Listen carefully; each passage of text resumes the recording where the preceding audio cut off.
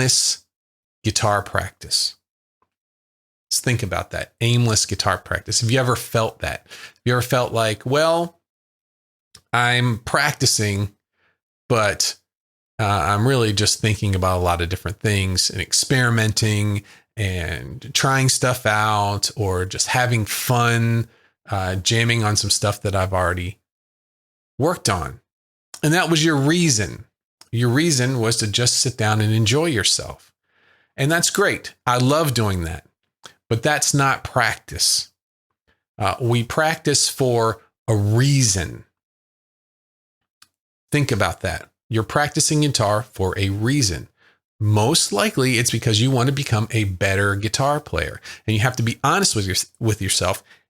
Is what I'm doing making me a better guitar player? You're listening to this show for a reason. Reason is the big word for this. Why are you've it's not just that you're taking your guitar practice and trying to get more out of it. You're actually looking for things to help you with that. You're looking for different avenues to bring ideas to you, so that the ultimate goal is you're going to get better at the guitar. So reason is our big word. We're going for 2022. What's a good reason for you to practice? Well, a reason for me to practice is to knock down some of those things that I probably need some work on. Okay? How do you do that? How do you knock these things out? You knock these things out with repetition. You have to have the good ideas first. You have to understand how to play something correctly, or what the scale patterns are, what the chords are, how the song is constructed. But after that point, the time that you have set aside to practice becomes very valuable. What do we normally do? We normally plug the guitar in, we try to find a good sound, and then we just go, right? Or you go over, sit on the couch while everybody's watching TV. We do a little noodling around, just quiet enough not to annoy anyone, but they all know that you're playing guitar while everyone's watching TV, right? I need a reason to get something done. Usually for me, and this doesn't work for everybody, is I need to write down.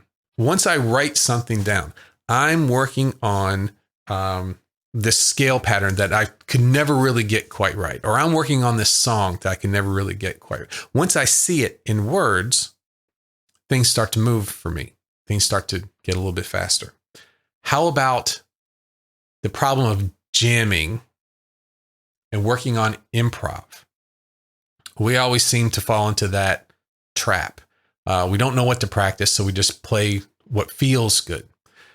You've heard me talk about this before. You're practicing should have a portion of it that does feel good, that we're just repeating some of the things that we do. We're keeping them together, working technique, those kind of things. But the other part of practicing is working on things that don't necessarily feel very good. They don't sound great. We avoid them. We try to put those behind us. And so getting this topic in your head, that jamming / improvising, it's not practice. It's a part of practice. Okay? Having a set part of your practice where you do that, so it doesn't expand like a balloon and take up all of that valuable time that you need to practice. Let's start talking about getting real with the skills that you need. And a lot of my students struggle with that at first. Well, I can do this and I can play this and I can play that. But do you really understand it? Can you take the ideas from one song that you're learning on, or one solo that you learn, take those ideas and incorporate that into your own playing so you can come up with a great solo, or you can understand, see that in other songs. So it makes it easier to learn other songs. It takes more than learning just what you like about the guitar. Let's think about that. I go to learn a song. I might go to Ultimate Guitar. I might go to YouTube. There's lots of different places that I can go to. I go to learn this song. And what's the first thing you do? You get the tab and you scroll down to the part that you like, the part that you're interested, the part that made you go, oh gosh, I want to learn this song. And then normally what happens is you try a little bit of the rest of the song. It's not as interesting to you. And then you ditch it, right? What we're going to do is get real with what we need to be a really good guitar player. And that's songs. Songs are our currency. Songs are valuable.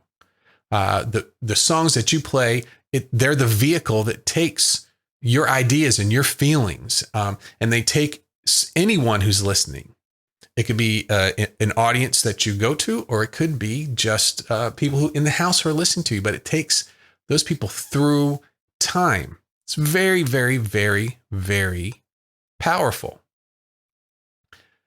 Just learning little bits of parts of songs is not building the skills you need to really become a great guitar player. Yes, you might have a song where you need to focus on that one part for a little while. But after that, if you abandon it and move on, you're losing a lot.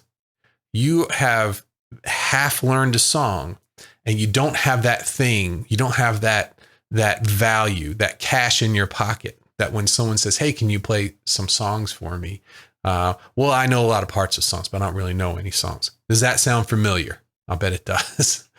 Let's get real about just because you can do something on the guitar doesn't mean you're great at it.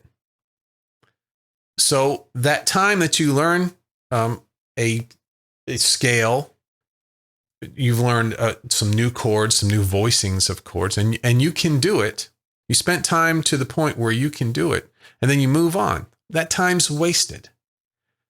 Just because you can play a scale doesn't mean you can use it effectively. Just because you know how to play a chord doesn't mean that you can play that chord in a song, in different songs. Or manipulate it to have different extensions, those things.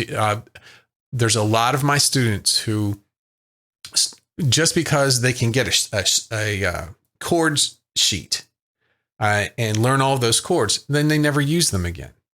Or they get the scales for, say A minor pentatonic, and they learn them across the neck of the guitar, or they only ever use one.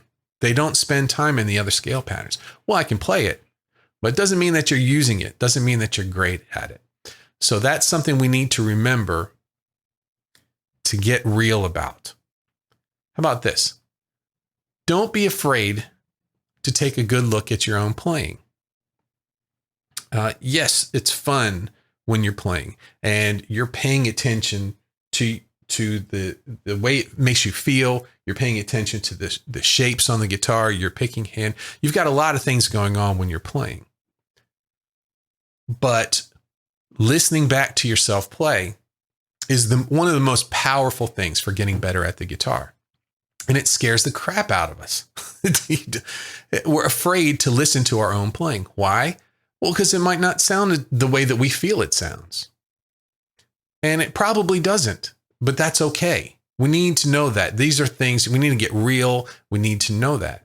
We don't need to be afraid to take a good look at our own playing. It can only benefit you. You will see exactly what's wrong and exactly what to put in your playing so that you're not wasting time with your practice, so that your practice time is working on the things that really, really, really matter.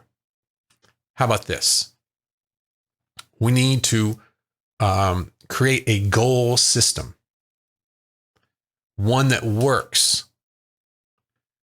for you. Now, the way that I create my goals and the goals I pick, they won't work for everyone. This is something that works for you. There's a little bit of experimenting on that, but we got to get real. We need to know how to direct this journey on the guitar that we're going on.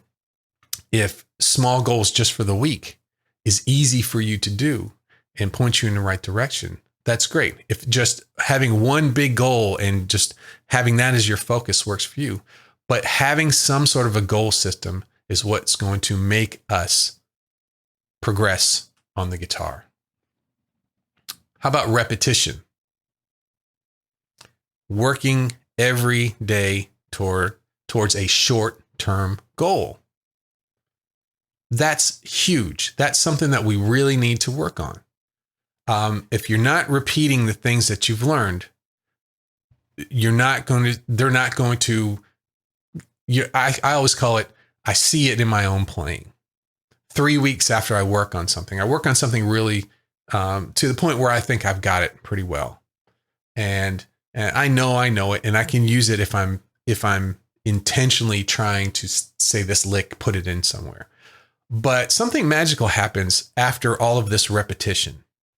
It's usually 3 weeks for me, which is, I don't know why 3 weeks. It's very strange. But after 3 weeks, I'll be playing along, doing some improvising, and whatever it was that I was working on last month starts to show up in my improv, starts to show up in my songwriting.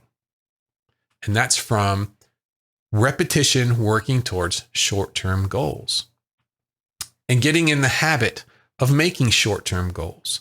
I know a lot of students that will work on a short-term goal, they'll achieve it, and they won't replace that with the next one. I did it. I celebrate, which is a great thing to do. We always talk about celebrating our goals.